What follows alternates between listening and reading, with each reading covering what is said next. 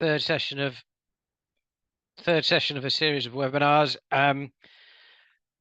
My name is Timothy Blackburn. I work for the Technology Transfer Office here at Newcastle University. I look after chemistry and chemical engineering, and as such, I have worked with the Centre for Circular Economy. So these series of webinars overall will look to explore the topic of chemical recycling in the circular economy. This series is presented by the UKRI Interdisciplinary Centre for Circular Chemical Economy. And the theme loosely of today's webinar is chemistry for plastics recycling. So the format of the webinar is that we will have the presentations one after the other, and then we'll have time for Q&As at the end. And if you don't feel like calling out, then we will accept questions from the chat. Just for your information, the webinar will be recorded and will be available to review online at some point after. So we're delighted to be joined today by two experienced and expert speakers, one from industry and one from academia, to offer their perspectives on the theme, which is chemistry for plastics recycling. Our first speaker is Emmeline Aves, who is the commercial manager at the company ReVentas. So Emily studied chemistry at the University of Sheffield, where she graduated with a master's degree specialising in crystallography. Her research work during this time included investigating the porosity of new inorganic molecular crystals systems using X-ray diffraction and the analysis of dissolved organic material in waterways by 3D fluorescence.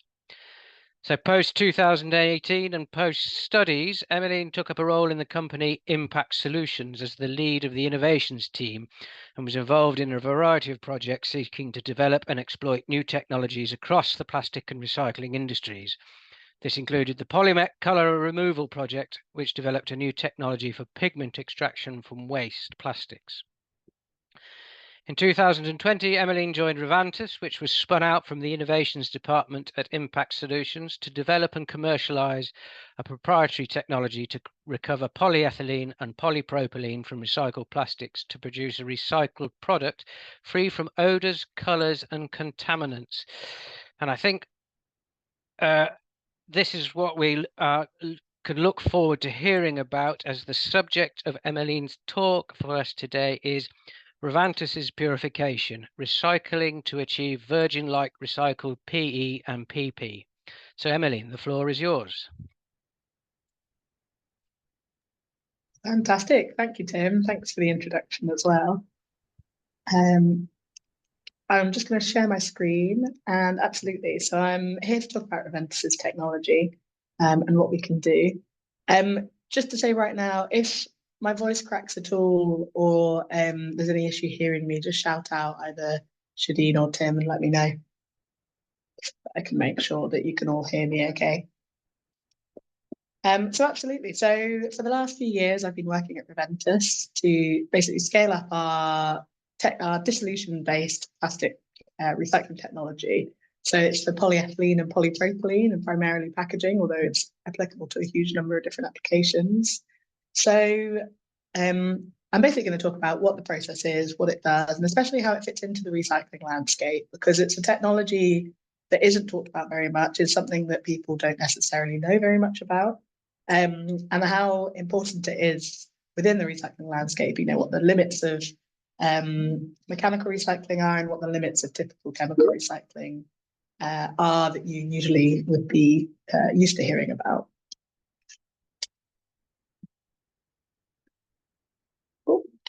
I don't think I need to go through an introduction to myself because Tim's done a wonderful job. But it's interesting. So back when I started working on recycling technologies and looking specifically around colour, we were actually working on another project looking at a different way of pulling colour out of recycling. And so there was a few different things going on. It's something that Impact Solutions have been aware of for a while. As a main challenge and a main obstacle to actually getting high levels of recycled material going back into high-end applications in particular.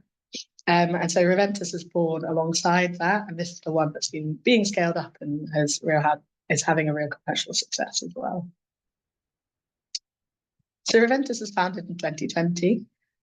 We're growing very quickly, so we're currently at 22 employees. I think we're going to grow by a third in the next few months as well. So That's happening very fast. We've got a pilot plant at our site in Livingston in Scotland. We always love visitors. If anybody wants to get in touch after this meeting, we'd be very welcome.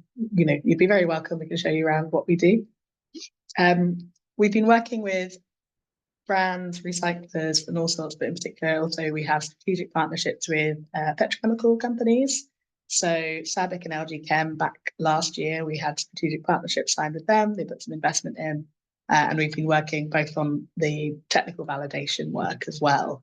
So, that's a real tick in the box for a new company or a new technology that's coming onto the market, just to have all of that validation done externally too. And the three main pillars of what we're trying to achieve at ReVentas is firstly to develop a virgin-like recycled plastic. So I've got photos I'm going to show you as we go through, but something that can go back into applications. It's from post-consumer waste that can go back and is virgin-like, it can meet the needs of the market. It needs to be scalable. So one of the key challenges that we have seen with the technologies on the landscape and things that are coming is that in order to get enough of the feedstock in one place, you need to be able to meet the scale that exists already for those types of feedstocks. It's scalable and it can work at lower scales is really important. And then also to tackle unrecycled feedstocks and reduce the amount of material that goes to landfill. So this is probably my favorite slide. In terms of the diversity of all the different advanced recycling technologies that exist, and where dissolution recycling fits into the landscape. So if you look along the bottom, you've got basically the different parts that make up polymer production. So you've got mechanical recycling on the left-hand side, you're just melting it down, reconstituting it into your plastic products. And then all the way to the other side, you've got things like incineration that takes it all the way down and round. ReVentas fits here under material recycling. So actually, depending on the classifications, but also in things like SEN standards that are coming out, we don't actually fall under the umbrella terms of chemical recycling because we're not breaking down the bonds, but we're using solvents to basically enable us to strip out everything else. So producing a really high quality material without requiring the energy required to take it further along that chain and then bring it back again. Because all of these technologies have a place in recycling of the future, but what we really need to be thinking about is things like carbon footprint, benefit, and making sure we're choosing the most applicable technology for each of the materials that are coming through as well. So that's where we fit into the landscape. And what we do, so it's a disruptive technology and it pulls out colour, it pulls out contaminants and odours. Odour is particularly important for producers, brands, etc. when it comes to PCR. And importantly, there's a certain amount of modification or regeneration of the material properties as well. So part of that comes from removing things like your failure points, so things like leftover pigments, dirt, etc. can cause failures in the product, but also part of our process is we have a certain amount of control over the material properties, in particular the molecules in the polymer that you have left at the end. In terms of what our process looks like, from a chemistry point of view, I think a lot of the people on this call will be chemists. It's not a particularly complicated process, but there's mechanical and chemical parts within our process that are patented and that are particularly novel. So it's a dissolution, recovery, dissolution, filtration, recovery, reprecipitation process, where our feed goes in. Essentially, you do a certain amount of sorting and shredding that you would do in mechanical recycling. It goes into our process, dissolves, everything we don't want is pulled out. You end up with the recovery section there, and then it just gets extruded into a pellet as you would with virgin polymer at the end. And then that polymer can be used like for like into applications such as molding, packaging, etc. Importantly, it's done at low temperature and low pressure. The pressure is just above atmospheric, and this means that the dissolution, and basically we have a really novel dissolution system that allows us to do it continuously, but at these low pressures and temperatures, and that's at the core of what we do. And so you can basically see that as it goes through the process, we're going from something, I don't know how familiar people are with looking at what happens when you just mechanically recycle mixed colours material, but you end up with this dark grey colour. So either here on the right you can see it, or when it's in solution, this is what it looks like. And as you go through, you strip all of that out and you end up with this very white, bright white powder at the end. And so that bright white powder gets extruded into pellets. And so this is an example from our pilot plant. So on the left-hand side, you've got a post-consumer mixed bottle cap stream. So this is from PET recycling, so where you've got your PET bottles done, and then this is for high-density polyethylene caps. And on the right-hand side, you can see that these have been completely stripped out. And that's what we've been producing on our pilot plant recently. We can do this for a number of different materials. So high-density polyethylene I've spoken about. There's a number of different streams that we've been validating. It can be done on polypropylene as well, so mixed rigid polypropylene. It could also be done on films. And, that's something that we see a real potential for technologies like this. Stripping out things, especially things like, say, metallized films, or where there's a lot of contamination, and it currently is not very well recycled at all. So to direct away from landfill by using a technology like dissolution recycling. In terms of a couple of case studies we've done as well. So we had a project where we were looking at recycling milk pouches. So we were looking at the feasibility of building a plant in India specifically to recycle milk pouches. So there you buy a lot of things, including milk, in pouches rather than bottles. So looking at how that could be a nice closed loop system. And so you can see here, you've got your milk pouch feedstock and then a completely clear film at the end. Probably the most important there is odor. Something like milk absolutely stinks when you just try and mechanically recycle it, or just try and wash it and put it through. The washing steps required for that were even just to get it through customs were quite high. So yeah, you can see the benefit of something like being able to strip out the odor as part of that. Similarly, so there's as some of you might be aware, there's a trial going on at the moment under the Flexible Plastics Fund called Let's Collect. This is working with a number of different organisations and councils across the UK, looking at basically building the infrastructure and how we're going to go about recycling flexible films, because they're going to be collected in the next few years. And so we've been working with Let's Collect and getting some of the materials to run ourselves as well.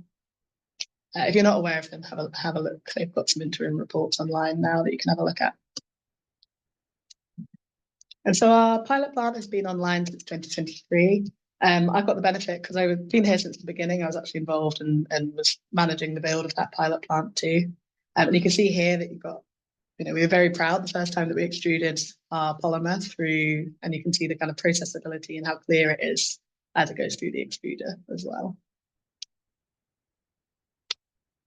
One application that we're hoping to branch into is looking into putting caps back into caps as an opportunity. At the moment, there's very, very little, if any, recycled material going into caps and closures, partly due to the processability requirements. They're often very complicated injection molding systems that are required, partly due to contamination, things like food grade approval in the future as well, odor, etc. means that it's very challenging. And often these are some of the most coloured parts of packaging. So, the marketing teams, etc., branding isn't going to want a horrible grey material that's going back into those. And so what we've done is already got material data with examples that falls into the categories of some of these caps. And there's a certain amount of modification that we can do there as well. So that's something that we are actively working on at the moment. In terms of life cycle analysis and carbon footprint, so importantly, when we're talking about recycling, on one side, it's making sure that the material's going around the circular economy, but importantly, we have to think about carbon footprint, LCAs, etc. So the ReVentas technology, we've done LCAs on our process at the moment with the data from our pilot plant. And so we've done it ourselves. We've also done it with a couple of external bodies or with strategic partners that we're working with, where they've also taken the data and done it in parallel. And for the process, including the sorting steps and going back round to producing our material, you're looking at 0.6 tons of carbon dioxide per ton of polymer. For other technologies, it depends a lot on what type of cracker you're going through, etc. But if you think about, again, going around that cycle, the further back you take it, the further around you have to go. And so things like breaking it all the way down, these numbers will vary depending a little bit who you talk to and whether it's naphtha or ethane crackers that you're looking at. But chemical recycling is often between 2.5 and 3.5 tons of carbon dioxide per ton of polymer. And in terms of where our emissions fall, so at the moment, the majority of our emissions are around some of our process waste.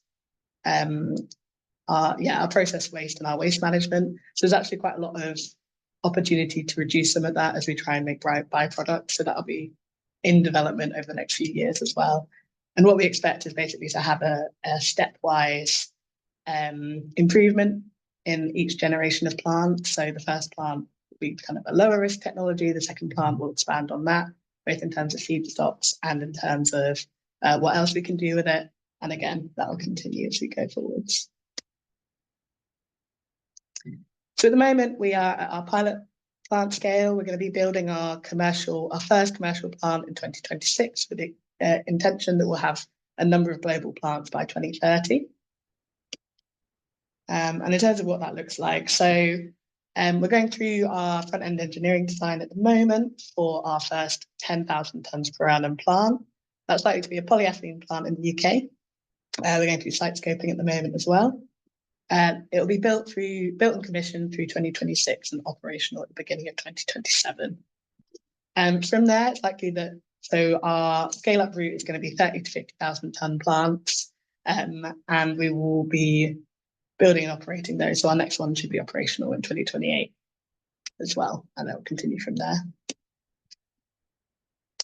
And as we go through each development of the plant, so what we're looking at is basically improving on each one, and our ultimate aim is also to achieve food grade approved material. So because you're pulling out contamination, etc., there's a real benefit with the hope that we'll be able to not only meet the materials that are food grade back into food grade, but also expand into materials that otherwise wouldn't be able to be used for food grade applications. At the moment, in the regulatory climate we're in at the moment, there's a big challenge there. EFSA, etc., don't really have a route for that. But we're going to be working with both companies that we're working with and talking to the food standards of those agencies around that too. So it'll be stepwise, where on day one, it won't be food grade approved, but our intention is to then, in later plants and even potentially in plant one, a bit later down the line, achieve food grade approval on that as well. In terms of who we're working with a huge number of different people. So we're working with mechanical recyclers. We very much want to work with them collaboratively. We're not mechanical recyclers, so our intention is to work with them to supply us with material that we then run. So especially their lower grade materials or byproducts, then we can run ourselves, upgrade and sell to brands, etc. We're working with global brands. We've got an agreement that has just been signed off that if you keep an eye on our social media, you'll be able to see one of the projects that we're working on to expand with some of those. Petrochemical companies, so SABIC and LG Chem we're already working with, but a number of others as well. But in terms of research and development, I know there's a lot of universities on this call. We really like working collaboratively. So both with research organizations, universities, on development projects, knowledge transfer partnerships. We do a lot of that with other companies as well as looking at how we're going to expand into both the regulatory climate and work with local authorities to achieve that as well. And that pretty much wraps it up. So I'd be really interested to hear people's questions, understand your thoughts on things like dissolution recycling, how that fits in. Feel free to drop me an email after this if you're interested in finding out more. And thanks very much. Thank you, Tim.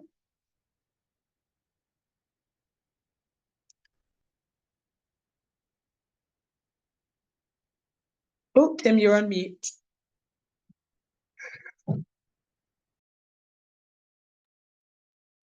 Classic error. Yeah, it sounds like a really exciting process, not just for producing the desired plastics, but also what you're going to gain out of the side products as well. So the contaminants, what opportunities lie there. So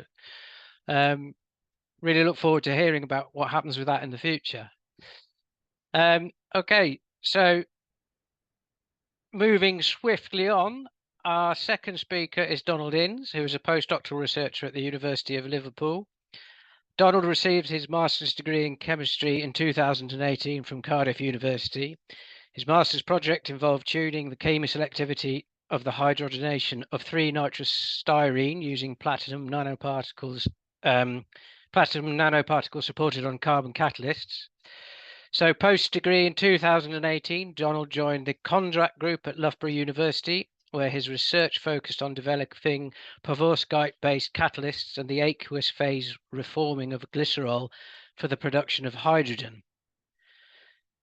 Donald is now a postdoctoral research associate in the Rosinsky Group at the University of Liverpool, specialising in heterogeneous catalysis for sustainable chemistry, a field I am sure he will discuss in his talk entitled "How Can the Discovery of New Catalyst Materials Shape Plastic Recycling for a Circular Economy?" Donald, the floor is yours. Thank you for the introduction, Tim. I'll just share my slides. There we go. Can we all see that? That's all fine. Excellent. Yeah, thank you very much for that introduction. So, as highlighted, I'm a catalytic chemist. So, this talk is going to be more on looking at different chemical recycling, but also the importance of catalytic materials and how our work fits in within new catalytic development. So, first of all, I realized that not everyone here is a catalytic chemist, and I just sort of wanted to take it back and just look at the principles of catalysis and you know, a rather standard definition that I'm sure most people have seen, that a catalyst does not change the position of equilibrium, but it does change the rate at which equilibrium is reached. So this is by providing an alternative route. And this definition is sort of a combination of Berzelius and Arrhenius in the 1800s that were studying it alongside many of the other important scientists of the time. And if we look at this reaction coordinate, for example, if we have reactants and then the products, you can see that the thermodynamics of this don't change, that the delta G doesn't change, but what we're changing is the activation energy with the catalyst. So we're speeding up the rate. And it does this by providing this alternative route, so binding sites on the surface of the catalyst to then reduce that energy. So catalysis is a surface process, and it's a fundamental principle of green chemistry. So to improve reaction processes, and we'll sort of see that as we carry on through this presentation. So first of all, I sort of want to hammer home the point and the importance of materials discovery and catalytic discovery. With two examples of what I think are pretty important examples when we consider catalyst development in the world today. The first is ZSM5 and zeolites in the catalytic cracking process. So this cracks down crude oil into different fractions, which we then use in petrochemicals and other chemicals. So basically, without this, we wouldn't drive our cars. And I think that's, you know, a pretty important catalyst. And the other example that I'll just give you as well is this iron catalyst, which is for the Haber-Bosch process, which is, if you don't know that process, it's nitrogen fixation from nitrogen and hydrogen into ammonia, which we then use in fertilizers. So these I would say, you know, sustain a lot of the life that we have at the moment, and are key examples of catalytic discovery. And actually now, if we look about going forward into the future, recently there was this report produced by the Royal Society on catalyzing change and defossilizing the chemical industry. Notice it's not decarbonize, but that's because you can't decarbonize the chemical industry because we use carbon. The problem with this, with the chemical sector at the moment, is it is responsible for about 6% of the world's global CO2 emissions. And if we look at where those emissions are coming from, so if we have our chemical plant, we have scope 1 emissions, which is directly to do with the process. So we can improve this by improving efficiencies in the process and driving new catalysts and new changes. Scope 2 is associated with the energy and the power that we use in the chemical process, again, we can drive this down using efficiencies and renewable energy sources. Now, the problem becomes in scope 3, is where we have embedded emissions, where these come from the feed and the fuels that we use if they are petrochemical, and also what happens to this carbon afterwards if it goes to landfill or incineration. So this is where it becomes harder to tackle these emissions.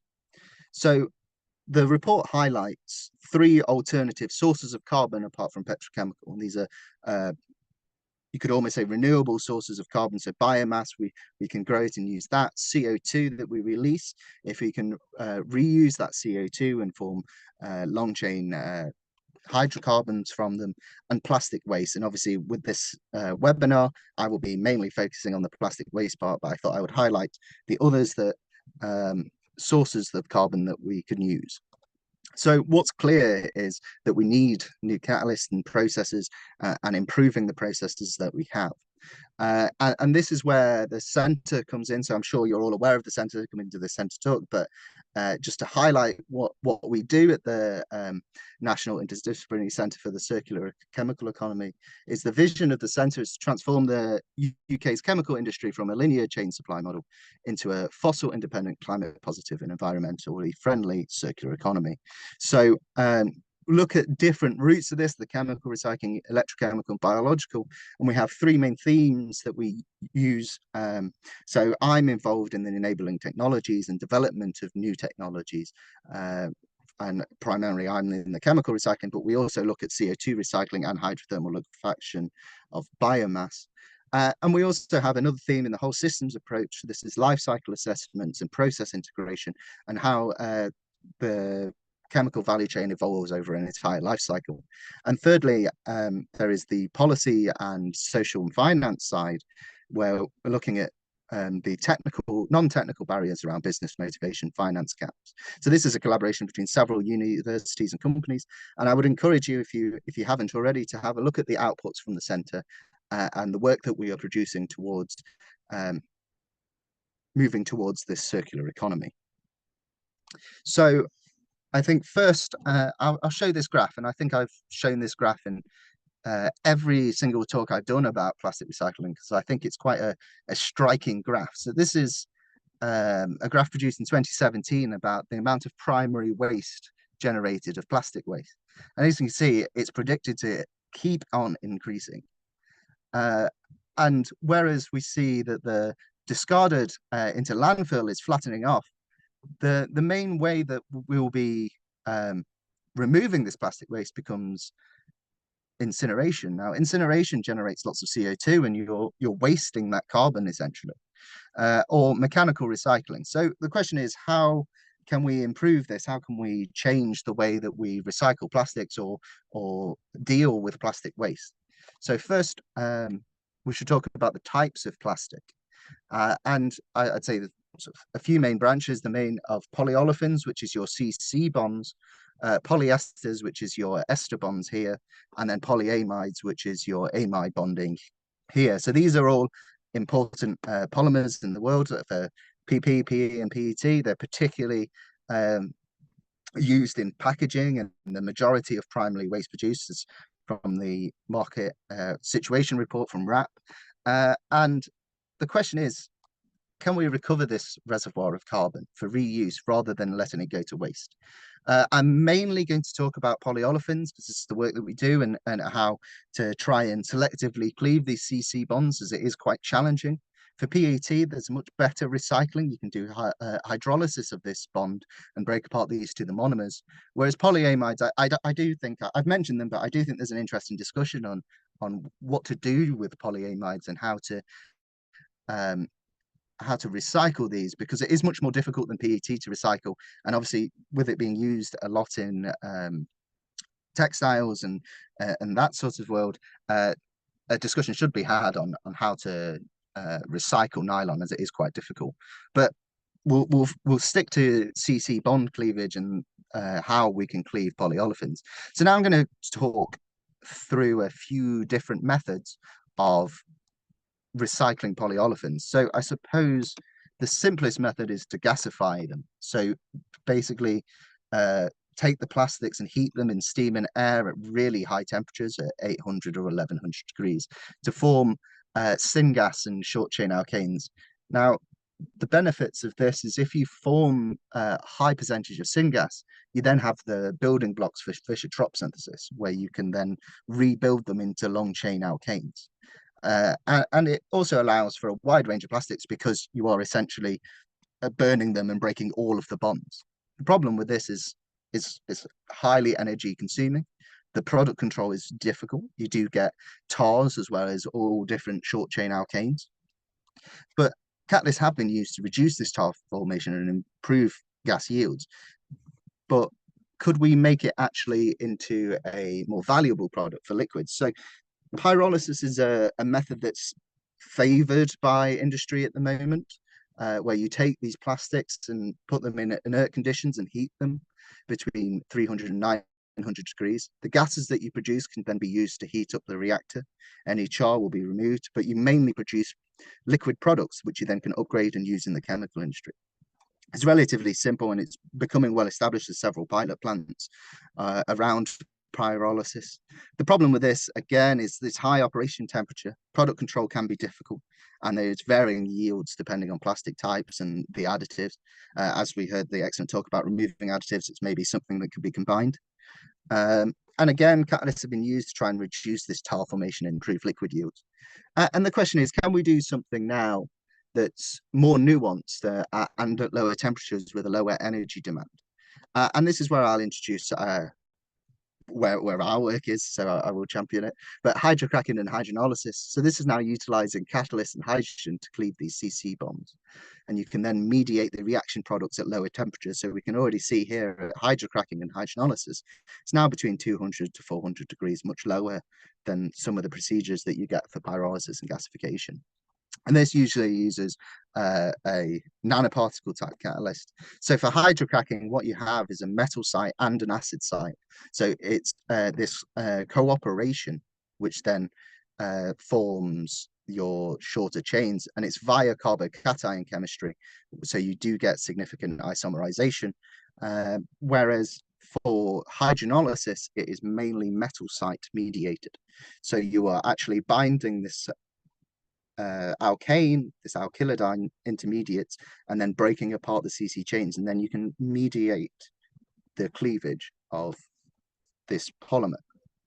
So to go further into hydrolysis and the details of hydrolysis, so let's take polypropylene as an example.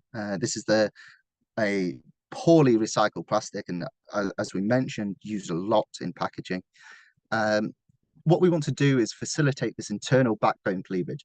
So using the catalyst and hydrogen to split the CC bond and generate liquid alkanes.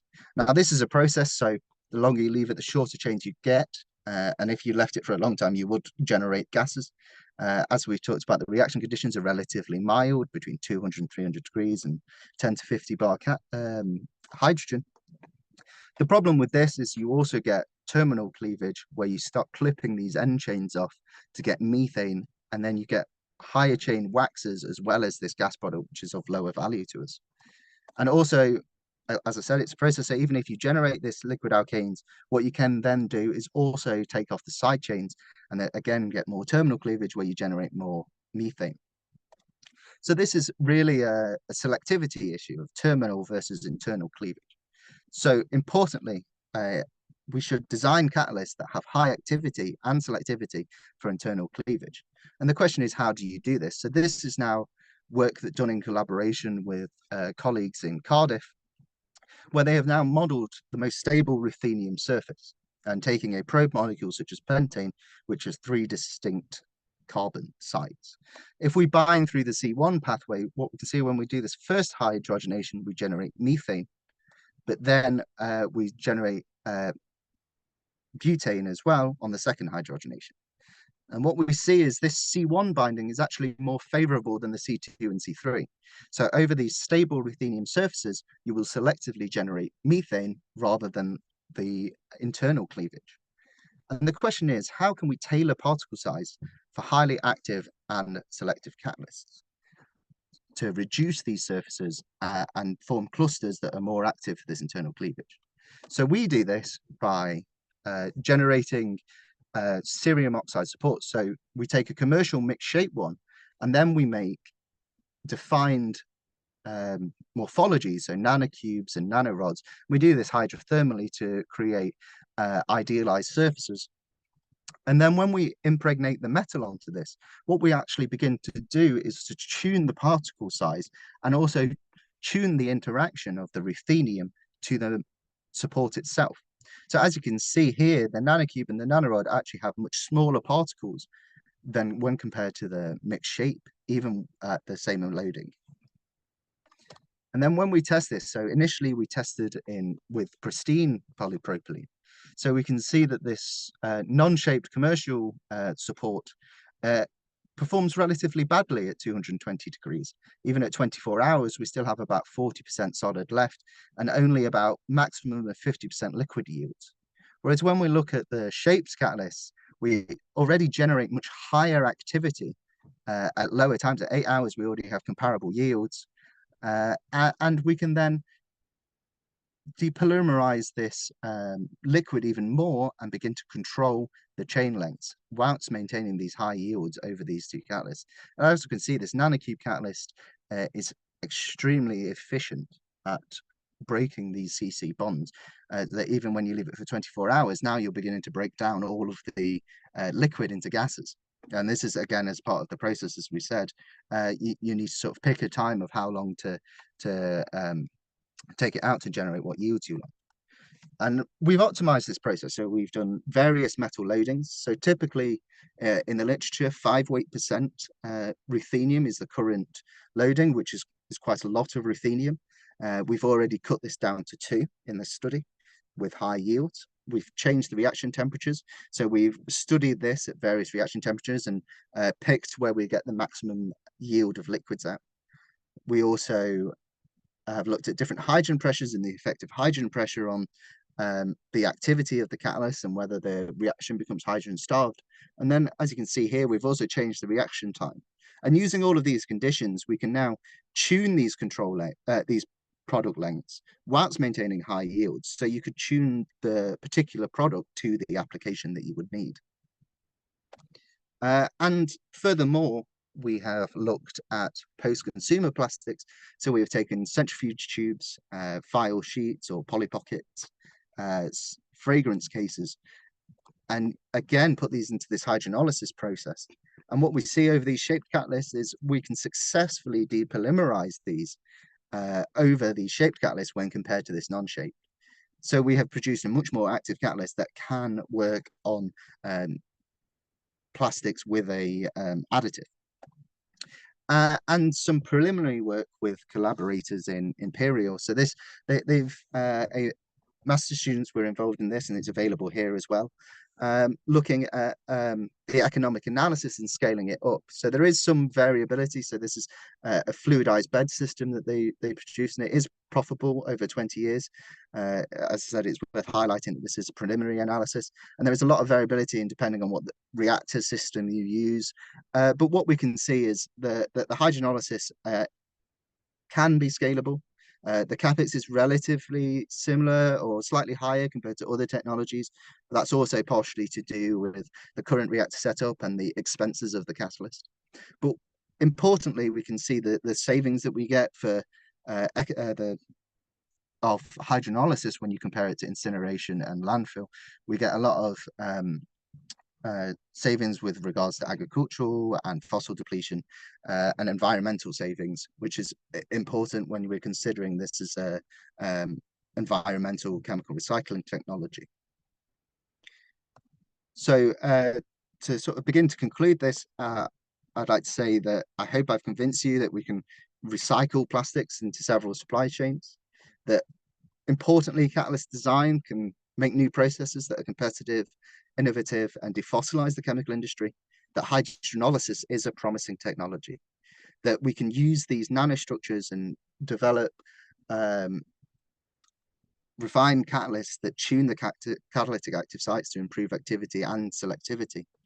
And furthermore, just sort of a hint to the further work where we've been developing is, can we understand the other improvements of these nanostructures apart from particle size?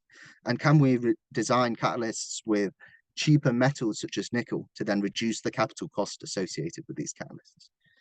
So I'd like to thank everyone involved in this project and the wider project itself.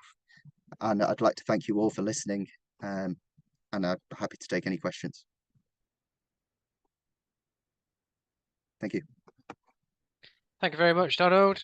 That's an excellent talk, a thorough view of the challenges that we face with plastics recycling, and also an excellent description of what's possible with catalysts. Are there any questions from the audience for either Emmeline or Donald? Looks like there's a few in the chat there, Donald. Sorry, I mean Tim. Yeah. Okay. So Zanab asks, thank you for your presentation. I presume this is to Emmeline. How much material rejection is generated from the process? Yeah, so as with all recycling technologies, it depends a lot on feedstock, and variability and variation is always going to be one of the biggest challenges of recycling.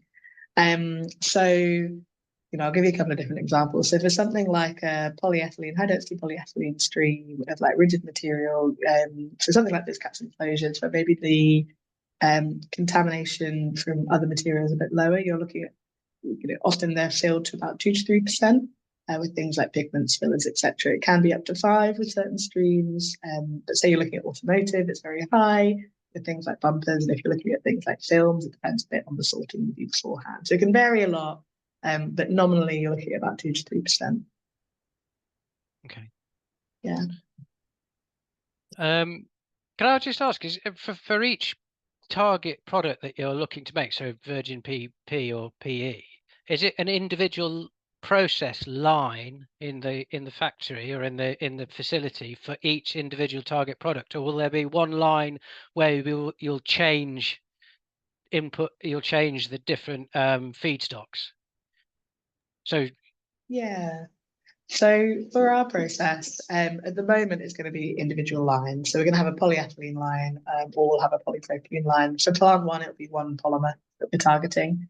And then our aim is that in the future we'll be able to put a more mixed feed in and maybe even split it out within the process itself. Right. That is further down the line. We're not there yet. Okay.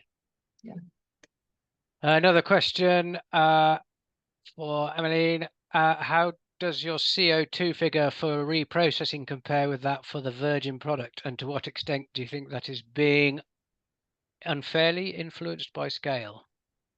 Yeah, absolutely. So for virgin polyethylene, or I'll do polyethylene because our numbers are based on polyethylene figures. There's 2 different ways to produce it. So you can do it through ethane cracking or naphtha cracking. If you're looking at product being produced through an ethane cracker, usually you'd be in the region of 1.8 to tons of CO2 per ton of product for producing like a pellet. So in the same way that's where we've ended up. So you're looking at kind of 2 to 3 times the footprint of our process. And then for naphtha cracking, I don't have the number off the top of my head, but it is significantly higher. And then so it depends a little bit on regions of the world as well. So naphtha cracking is a lot more common, especially in places like Southeast Asia, where ethane cracking is a bit more common here. So yeah, that gives you a bit of an idea. And scale will impact it. As we scale up per ton, it will reduce as well. So the carbon footprint per ton of polymer for our first plant and for our second and third plant are likely to go down as we improve that and improve our process. Okay, thanks. That question, by the way, I forgot to say that was from Roger Waring.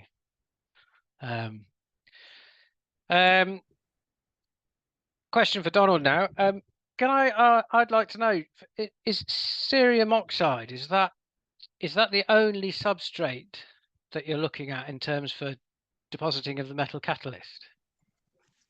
It's the only one that I'm currently looking at. Right. There is reports of others. So silica is one that a lot of people use. Titania is another one. Titanium is interesting because you also get both mechanisms occurring of hydrolysis and hydrocracking. So these reducible oxides seem to be relatively good, and that's partially because you get, especially for Syria, you get hydrogen spillover. So what you get then is some hydrogen storage, which improves the use of hydrogen between the cleavage.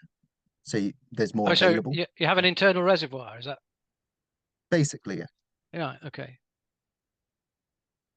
Okay, that's interesting. Another one for you. How much, this is from Zenib, how much is the process yield of hydrolysis process for oil pyrolysis production? Didn't read that very well. And is it applicable for all plastic waste types? So Um, shall I read that again? I've got it. I can see it. So we do get quite high yields. So we get about 70-80% at lower temperatures. Of course, I can't say there's a complete, life cycle assessment that this is definitely better. This is still an emerging technology. We're still developing new catalysts for it. Is it applicable for all plastic waste types? No, is probably the answer. I mean, if you think about PVC, anything catalytically with PVC, you generate so much chlorine and HCl that you begin to eat catalysts. And there's other ways that are probably better for recycling polyesters, like solvolysis and things like that. So I think the application depends on what you're doing. If you're talking about these polyolefins, then these sort of methods will be more than good enough to do that. So you still require mechanical recycling. I don't claim to say that we'll replace mechanical recycling. I think it's all within an integrated system. Okay. A question for both of you now. This is from Matt Keith. These both look like really promising recycling technologies, but what do you both see as the current biggest challenges to accelerating plastics recycling and achieving a fully circular economy? And I'll put that to Emmeline first, please. Yeah, thanks. So I suppose there's a few different things that we see. And actually, interestingly, I think a lot of it comes down to the commercial and regulatory side as the real barriers to having technologies like this scaled up and being able to do it. So I guess on one side, things like food grade approval and the ability to put things back into food grades, and so opening up that market and the kind of additional costs you can put on pricing is one. Regulations take a long time, especially putting things like the European Food Standards Agency. It takes time to get those on the market. I think as well the risk for first of its kind plants. It's not easy to raise funding to scale these processes up. You can work there's a lot of companies that want to put money in. There is a lot of money, especially since the changes in regulations in Europe around packaging. But raising the finance to build a plant, and these plants don't have insignificant capex, is not straightforward, and that's often going to be the time limiting step as well. And then interestingly, I think speaking about films specifically, often things like films, if you've got a company that's looking at their whole portfolio, recycled content in their film materials isn't always their priority. And so there's a lot of push to try and recycle more flexibles. But at the moment where we're stood, we see that as the main challenging to putting a plant in place for flexible films. Okay, thanks. And Donald, to you, what are the challenges to accelerating plastics and achieving a fully circular economy, do you think? I mean, it's pretty much along the same lines. I think investment in this and regulatory framework is important, and I think especially going forward, I think it's a big thing in investment, and especially research and development. Okay, thanks.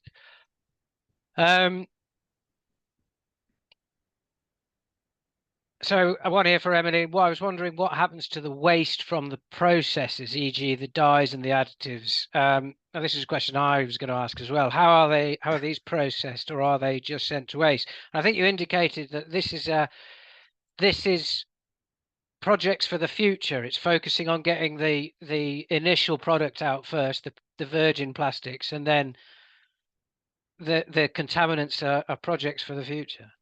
Yeah, exactly that. So at the moment, it's either it's a combination of landfill, it's incineration, other waste management like routes that already exist.